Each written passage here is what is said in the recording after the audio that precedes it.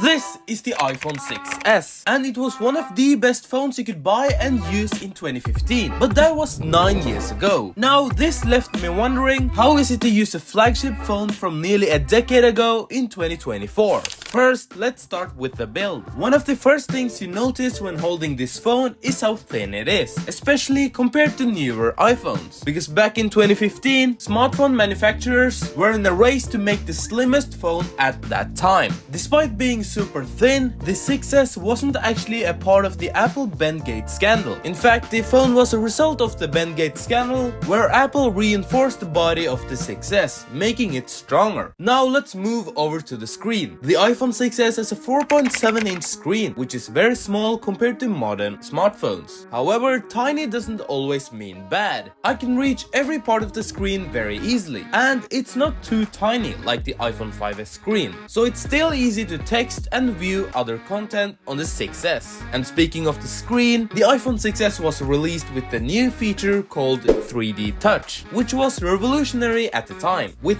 3D Touch, the screen could sense how much pressure was applied and perform certain actions based on that.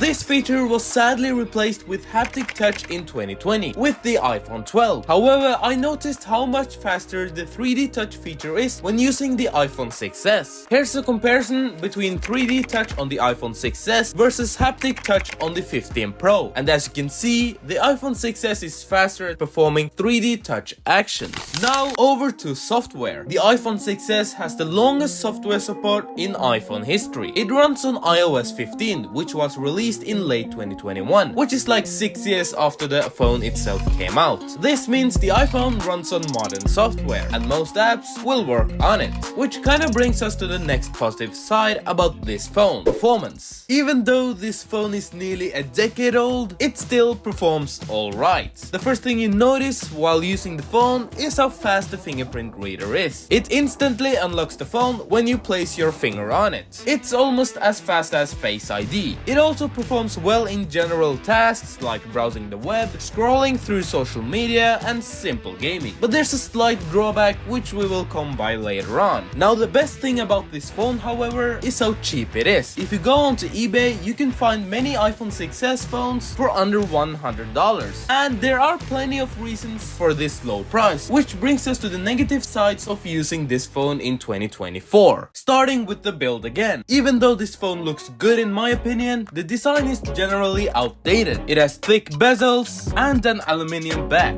while modern iPhones have much thinner bezels and a glass back. The screen on the iPhone 6s isn't that good either. It's an IPS LCD display, which isn't as vibrant or crisp as the newer XDR OLED displays. And the iPhone 6s only has a peak brightness of 500 nits, which makes it incredibly difficult to use outside. As you can see, it's on full brightness now and I can barely see the screen.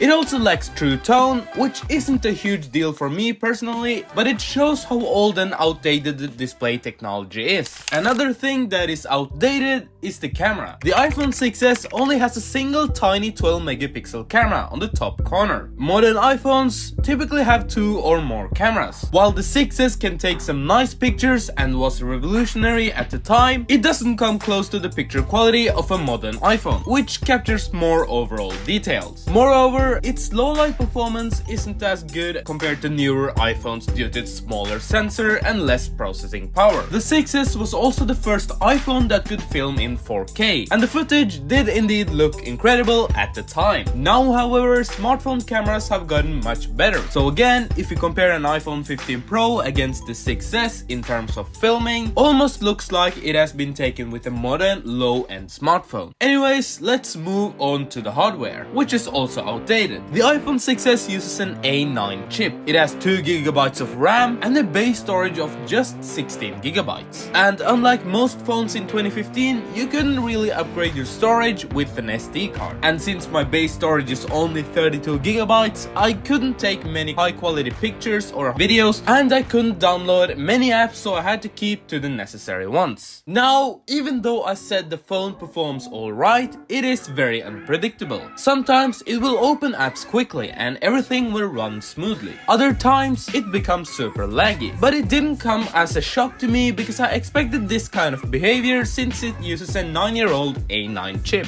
To run modern apps and modern software smoothly, a more modern and more powerful and efficient chip is needed, and the A9 is not that efficient. Which actually brings us to another downside of using this phone in 2024, battery life. The battery life on this phone is poor for several reasons. First reason is that the battery capacity is only about 1715 mAh. Secondly, as I said, the A9 chip is inefficient, which leads to higher power consumption and faster battery drain. And lastly, the battery health is at 75% on the phone I used. I've had this phone for 9 years and I haven't changed the battery, so this was expected. But how bad is the battery life in terms of daily usage? Well, while using the phone, I had to lower my screen time to prevent the battery from draining too quickly. Now that I think about that, it's actually a good thing. Anyways, even with reduced usage, I still had to carry around a power bank because the phone would randomly just drop 20% in battery. Now, with all of that said, is it worth buying an iPhone 6s in 2024 and actually use it? Even though there are some good reasons to buy this phone, there are also reasons not to buy it. I personally would save some extra money and buy a refurbished iPhone 12 or 13, since those are much newer iPhones. Anyways, that's it for this video. Be sure to click the subscribe button and I will see you later.